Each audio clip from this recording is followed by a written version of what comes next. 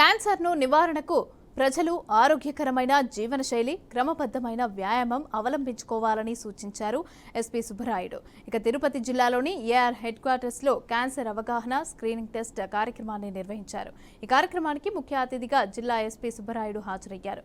నేటి సమాజంలో పని ఒత్తిడి, కల్తీ ఆహారం, దురలవాట్ల వల్ల వయసు నిమిత్తం లేకుండా క్యాన్సర్కు గురవుతున్నారని పేర్కొన్నారు. అయితే క్యాన్సర్ అనేది అంటురోగం కాదు, క్యాన్సర్కి సులభతరమైన చికిత్సలు కూడా అందుబాటులో ఉన్నాయని అన్నారు.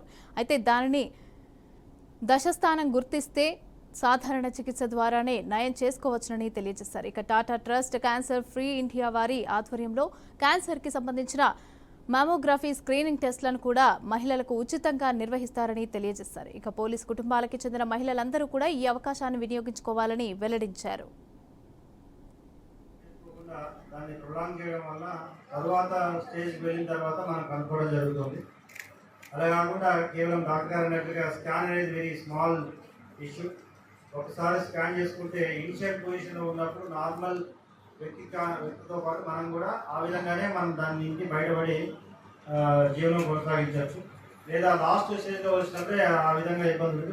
పూర్వకాలంలో క్యాన్సర్ అనేది వస్తే ఇక బతకలేము అనే పరిస్థితి ఉందని ఇప్పుడు చాలామందికి క్యాన్సర్ వచ్చిన తర్వాత ఫస్ట్ 1 or 2 స్టేజెస్లో వస్తే దాన్ని పూర్తిగా నయం చేసే కెపాసిటీ అనేది ఇప్పుడు మన డాక్టర్స్ దగ్గర, మన టెక్నికల్గా డాక్టర్స్ దగ్గర ఉంది. కాబట్టి అందరూ కూడా ఇటువంటి అవకాశాన్ని వినియోగించుకొని మనం అందరూ, మన కుటుంబ సభ్యులు అందరూ కూడా ఒకసారి ఏ చిన్న ఇబ్బంది ఉన్నా సడన్ ఏజ్ దాటినా ఆ స్కాన్కి వెళ్తే అందరూ కూడా వాటి సమస్యలు